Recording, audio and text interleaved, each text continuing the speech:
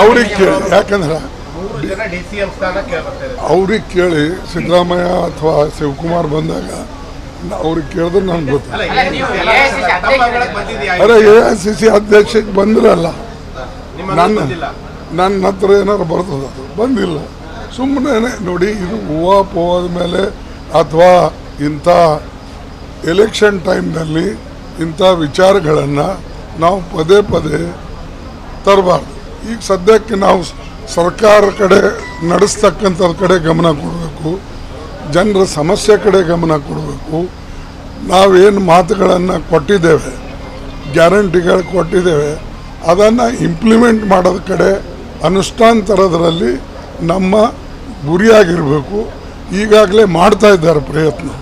ಸಿದ್ದರಾಮಯ್ಯ ಅವರು, ಕಾಂಗ್ರೆಸ್ ಅಧ್ಯಕ್ಷರು, ಪರಮೇಶ್ವರ್ ಅವರು ಎಲ್ಲರೂ ಕೂಡ ಮಾಡ್ತಾ ಇದ್ದಾರೆ. ಅದಕ್ಕಾಗಿ ನಾವು ನಮ್ಮ ಗುರಿ ಮುಟ್ಟೋವರೆಗೆ ಇಂಥವು ಯಾವನೂ ಕೂಡ ನಡಿಬಾರ್ದು.